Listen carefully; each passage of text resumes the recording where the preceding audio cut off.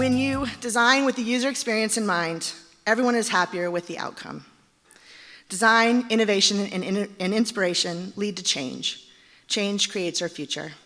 I'm very happy today to introduce Ashley Shaffer to the stage. Ashley, a surf diva and a burrito enthusiast, is also design lead at the global design firm IDEO, with experience across a variety of industries, including food and beverage, healthcare, financial services, hospitality, and social impact. Ashley specializes in designing experiences for people by understanding their hopes, their fears, their motivations, and their influences.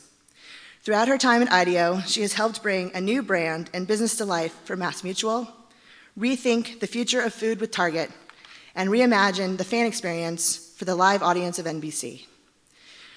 Prior to IDEO, she spent 5 years in advertising, helping brands like New Balance, Jack Daniels, and the Truth Campaign bring their message to the forefront of culture and consumer behavior.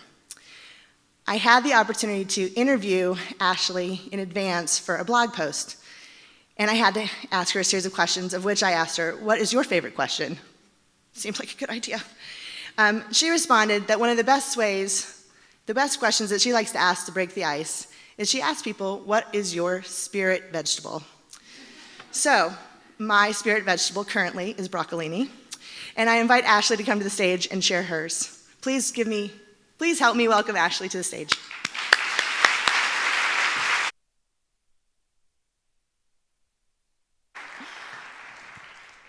Thank you. It's been amazing to watch all of these speakers, people I've just gotten to know today, get up here and share their craft. I already wish I could go back and change my presentation. If I could, I'd add more GIFs and more birds.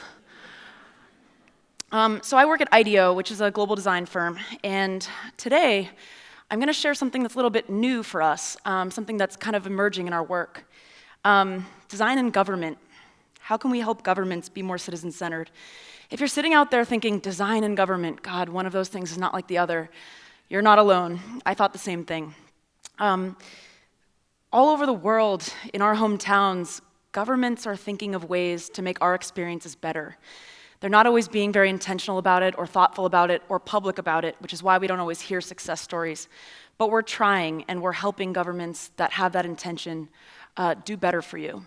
I'm going to share a couple of things about why this works or doesn't work, and a few success stories toward the end. So I'll just do a quick overview of how we came to get to do this work. We're a global design firm. We have 10 offices around the world, about 700 people working on big problems. And the thread between projects, public and private, is that we just want to have impact with our work. So that can be designing a new food product or a new service, but the outcome, we hope, is that the impact is felt by people like you. We work across all industries and markets, a sampling of the clients we've worked with behind me. But the evolution over 30 years has kind of brought something interesting across our desks. We started in the 80s, not me personally, in the 80s designing hardware for software companies. Silicon Valley needed hardware to go with their amazing new emerging software, so we did things like design the first mouse for Apple. And then we sort of continued in that vein of physical products, things that made a sound when you dropped them. But then finally in the 90s, it started to be, okay, what's a digital experience that could go with that physical product that we're putting out in the market? People need to be able to interact with this thing in multiple ways.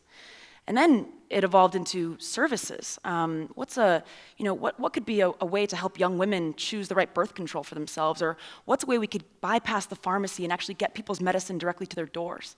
And then finally, it was entirely new business models. That's what we're working with right now. How can we design a new school for the middle class of Peru, for example? So in this evolution, I think you sort of see a reflection of how our society has come to be today. And I think you start to see where the door is open for government to start to play a role and accept design as a tool rather than something that's just not of them. I don't think I need to belabor this point. Many of the speakers before me have already talked about human-centered design, but at IDEO, we were built on this foundation of human-centered design. And I swear there aren't too many boring charts in here, I promise. Human-centered design is a methodology, and the difference here is that a lot of companies, when they take a different approach, might start with a different lens, like technology or business. So technology being, we have this really cool thing that can do this, and now we just have to figure out what people like about it. Or business. We saw a gap in the market. We see a great opportunity to build a viable product for ourselves and to make money off of this. Now we just have to figure out how to make people like it. And the obvious answer to this is that we start with the needs of people and the desirability of a product. So you always want to bring in the lens of feasibility and viability into your design process. But starting with desirability answers that question from the very beginning. Will people want this? Will this be an experience that people like to have? And the way we do this is through a cross-disciplinary approach. So I'm lucky to work with all kinds of designers, from architects to interaction designers, engineers, graphic designers. As a design researcher, my job is to lead that effort of uncovering users' needs and sort of unearthing insights that might enable us to design something new for them.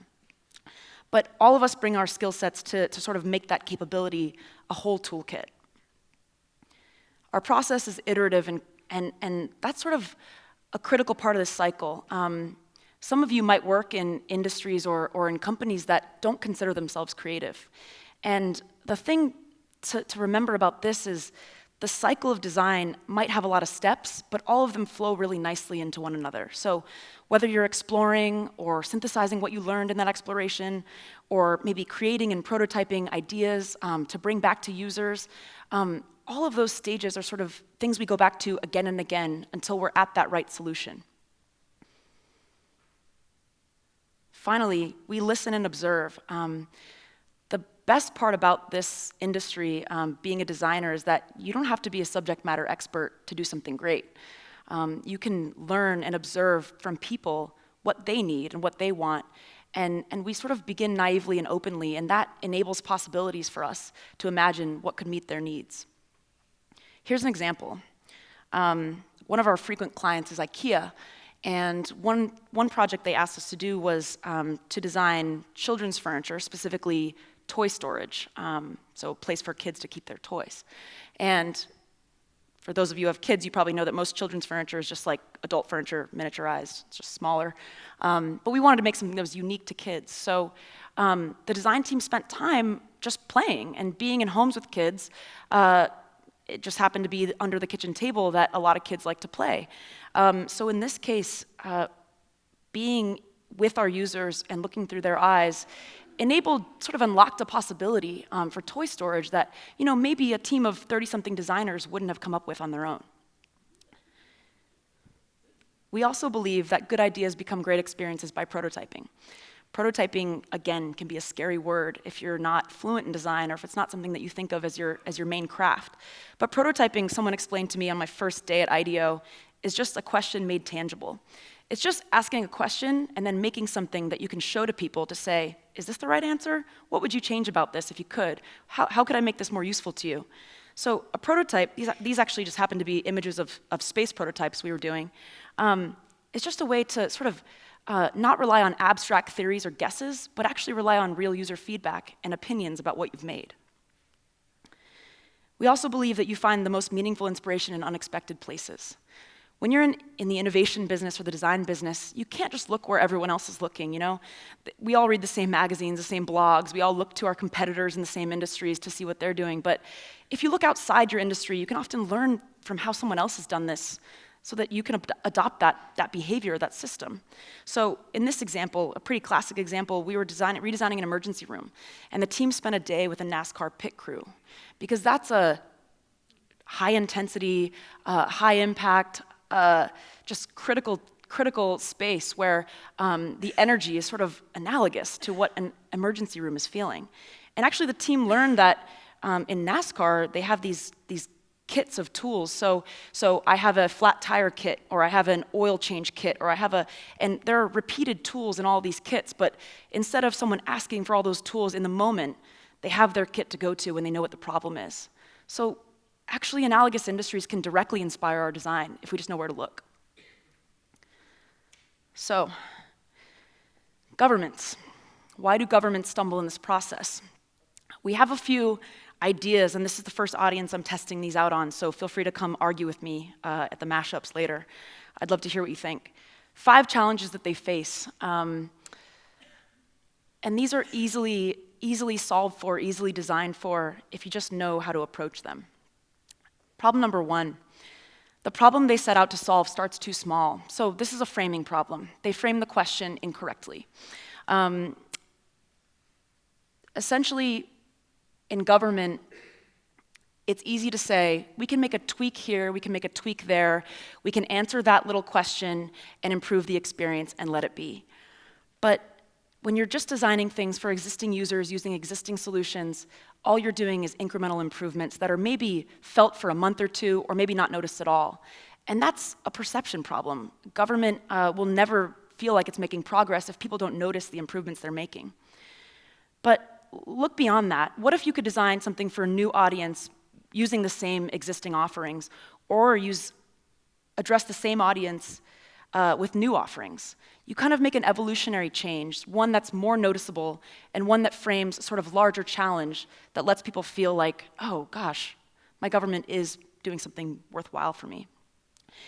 The aspiration, of course, is that they would do something revolutionary, that they would address an entirely unmet audience with a solution that we hadn't thought of before. And sometimes we're lucky to have briefs like that. But if government can even play in the evolutionary space, they're doing better than they are today, which is just asking themselves, how do we implement the next thing? And the evolutionary, revolutionary mindset just sort of gets them to think beyond tomorrow and into the next few years. Challenge number 2, the focus is placed on finding a solution instead of exploring possibilities.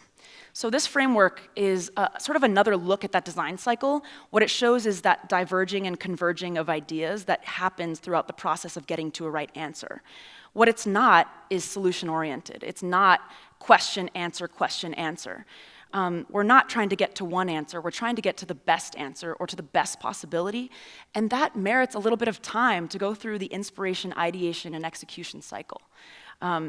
Again, like linear is probably the most comfortable place for a lot of governments to play, and so that's the approach that they take. But if we can just teach them that room to explore possibilities is actually going to make a far deeper impact than we're starting somewhere bigger.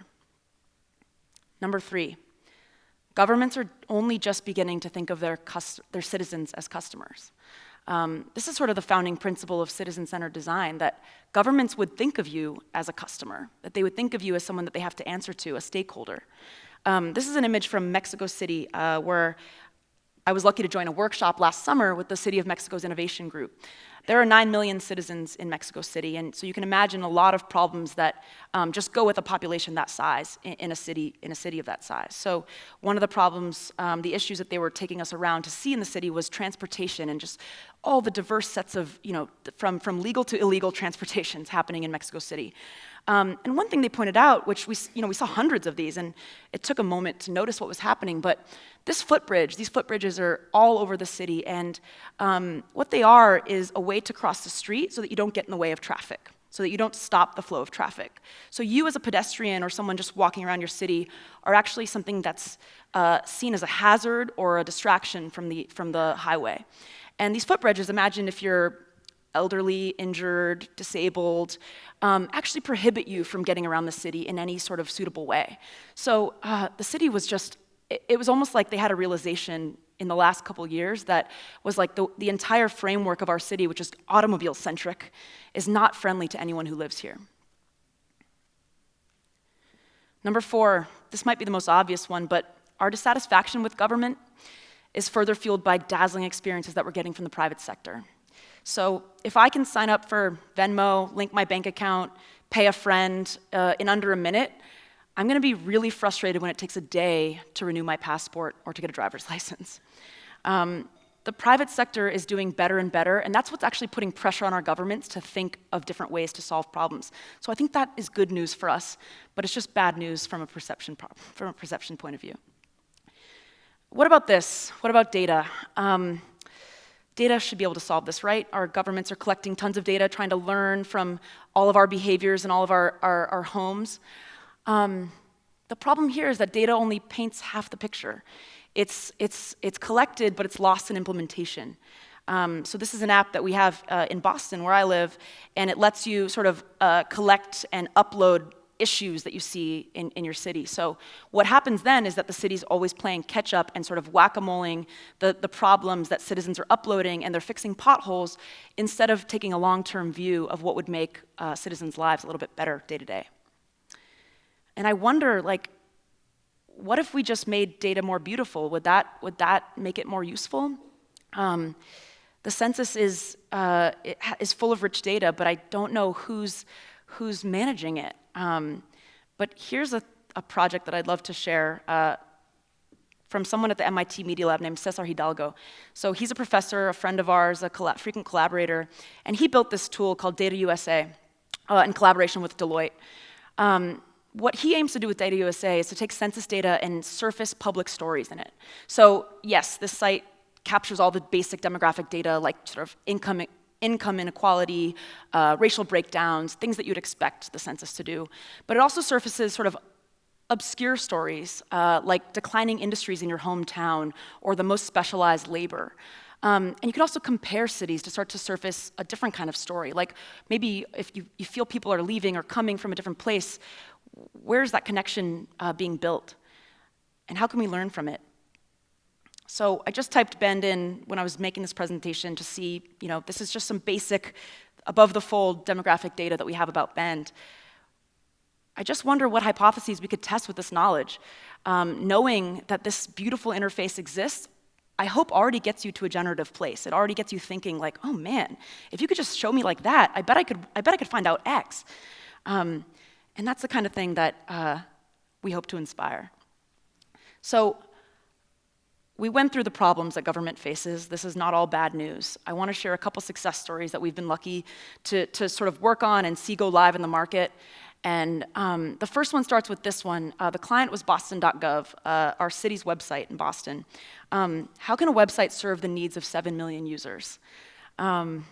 So this might look familiar. I don't know what your city or state's websites look like, but they tend to look a little bit all the same, and they tend to be a little bit unusable in a lot of ways. Our interaction designer actually built this architecture map just to sort of see the landscape of what was happening. And what they realized was that Boston.gov had 50 plus departments, each with its own microsite, each with its own navigation, and its own centralized site that sort of like kicked you off the Boston.gov page if you happened to land in their field. One user told us in an interview when we were talking about Boston.gov's usability that it was kind of like the city had just opened up its file cabinet, put a bunch of labels on it, and then published it online, and then said, go at it. And again, what we realized was that the city's website was organized by department, so the assessing department, transportation department, and these things weren't always the most intuitive when you wanted to go as a user and figure out something to do on that site. So accomplishing a simple task would take them all over the site, again, through multiple departments, hunting and just searching for what they were looking for. So instead, we flipped it around and said, what if the site could be designed by topics, like in human language? What if it just said, having a car in the city or starting a business? What if the topic could just lead you to where you wanted to go and the departments would live under those topics instead? What if the most searched for terms could be elevated to the top, so when winter is coming and everyone is searching about what snow removal is like in their part of town, that just sort of lives above the fold and you don't have to go through this winding path to find what you need. The guiding principle of this website, which I'm really proud to say the Chief Information Officer of Boston.gov has been repeating over and over, is that the website should act like a helpful person. This isn't rocket science. It's just human-centered design. It's just thinking about what you would want as a user. How to get a birth certificate is now explained in a few steps, and it just explains, it breaks down really complex processes into here's what you need to do to get that. In addition to the website overhaul, the team wanted to sort of just add a bonus to this project and make this feel like a momentous occasion. Again, government's not always best at sort of screaming from the rooftops, hey, we've done something great and you should pay attention to it. So we gave them this sort of, the idea for an ad campaign or even a merch launch. I particularly love the shovel with the Boston logo on it. But this little merchandise store, this little campaign, made it feel like the city could just implement this tomorrow if they wanted to. They could just roll this out and make it feel like a moment in the city's history rather than something that was just done and not noticed. So the second one we worked on was for San Francisco Unified School District, particularly for their school lunch program. How can a school cafeteria create new eating rituals? What's curious about this is that San Francisco Unified already has really good food. They have a good food service provider, and people were really pleased with the quality and the healthfulness of the food being served at school. But the problem was that only of all of the kids across elementary to high school that qualified for free and reduced lunch, only 57% were taking advantage. And so the school district needed to figure out what was happening here. They needed more kids to be taking advantage of this and eating lunch at school. So the central problem the team learned very quickly was not the food itself, but the lunchroom. You all probably remember your cafeterias in school. Fluorescent lighting, intimidating tables, overcrowding, and lines that last almost as long as the entire 25-minute lunch period, which is how long kids get for lunch now. Everyone focuses on the food when they think about redesigning school lunch, but actually redesigning the lunchroom and the lunchroom system was what we focused on. So I'll start with elementary school because they're the cutest. Elementary school kids sit at round tables with an adult supervisor, and they have a table captain every week. The table captain makes sure everyone has enough food, and they help course out the meal. They actually serve each other, and the table captain is also in charge of cleaning up. What's beautiful about this system is that it makes lunch feel like an activity rather than something that's being done to the kids, which in elementary school can sort of happen. So I love this girl's button. It says table captain. She's sort of serving lunch to her fellow classmates. And I think this inspiration we drew from Japanese school systems where kids are empowered from a very young age to start cleaning and serving and dealing with food, actually handling food. In middle school, it's a little bit of a different story. So in middle school, kids are just at that crux of like craving more independence, but they're not quite adults yet. And this image, I think, comes from Roosevelt Middle School in San Francisco, where you see a grab-and-go option. So middle school, you have a range from very shy introverts to these extroverts that feel like older teenagers, and they wanted different atmospheres to sort of hang out in. So what we designed was a pickup window for the lunch to grab and go, and then the kids could choose to sit wherever they wanted, including in these more nook lounge spaces where instead of walking into a really intimidating lunchroom full of 100 kids, they could actually sort of just navigate their way over to a place where they felt comfortable. And so the lunchroom piece, the takeaway piece was key in getting these kids to feel comfortable with their atmosphere and being able to sit down and just have a peaceful meal without stressing over what their peers were thinking about them. Finally, in high school, what you see here is a prototype of an app we built for them. So high school students just want to be treated like adults. They want to be treated just like their parents. And what we gave them was actually sort of a budget and an app that let them meal plan throughout the week. So the budget was sort of fake money that allowed them to say, hey, on Monday and Tuesday, I'm gonna blow all my money on this, and then on Wednesday, Thursday, Friday, I'll have a lighter lunch. Or if they wanted to, they could just make it even throughout the week. But this semblance of control made it feel like this was their choice to be meal planning and eating these meals throughout the week, and that made all the difference. So the impact of this has been really cool. It's been about 2.5 years since this project went on. There were 12 schools that went through the pilot, and I think the biggest learning is that all the attention on San Francisco has made them turn around and say, oh shoot, we gotta share these learnings with other school districts. So they've been focusing their attention on actually just sharing what they've been doing in their pilots and what's worked and maybe what hasn't with other school districts around the country. Finally, I wanted to share a timely story that hopefully alleviates some of the things that you've been hearing on the news. How can our voting process be more intuitive? The client here is Los Angeles County. This was a big one. Los Angeles is our largest voting jurisdiction in the United States, 5 million registered voters.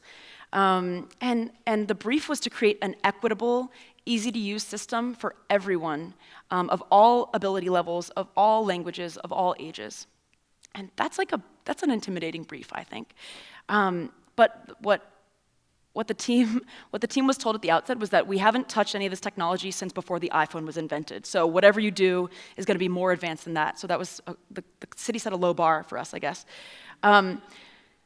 In 2014, actually a bipartisan commission set up by President Obama set out to just think about how to make our voting technology more advanced.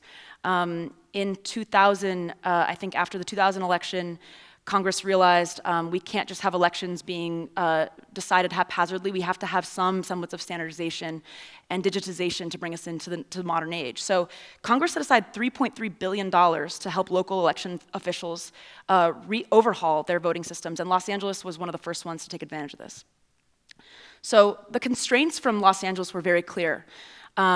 The machine had to speak up to 11 languages, the 11 most spoken languages in LA, so Spanish, Tagalog, English, things like this. It had to be usable for someone in a wheelchair and usable by someone standing. It had to be usable by someone who owns a smartphone and is familiar with that sort of interface, and then someone who doesn't. So these were the kind of constraints that the city was putting on the team and saying, again, in a city of 5 million registered voters, here are all the things that we think are going to make an equitable experience. The team, in addition to that, set up at a Veterans Center in LA and held this sort of weekend-long prototyping session where they were learning from people of all ability levels, all hearing ability levels, all language levels, and that sort of attention toward the extreme, I think, is what got them to such a nice place in the final design. They weren't just designing for people like themselves, they were designing for that extreme citizen who feels really underrepresented in voting. And I think the core insight in this project was that voting is pretty much just an exercise in transcription. Most of us know ahead of time, or we have a good sense of what we're going to do. We just need help sort of making the mark and making that moment go quickly and easily and feel like we're doing it right. So what you see on the left-hand side is the prototype of the Poll Pass app, and on the right you see the digital voting booth. The Poll Pass app was designed just like an airline ticket. You go in to either your app or your computer, and you can make all your decisions ahead of time and have this barcode be something you can scan once you go into the voting precinct. And that will spit out a card that you can use once you get to the voting station. And then it creates a printable trail for you to be able to say, like, okay, yes, I made all the right selections, now I can confirm my vote. So instead of having people, of all ability levels sort of wondering if they're doing this right, struggling through the interface, they could be confident that the decisions they were making were the ones that they wanted to. So I hope that some of you will get to experience this on November 8th. I'd love to nerd out about any of this with you tonight. Thank you so much for your time.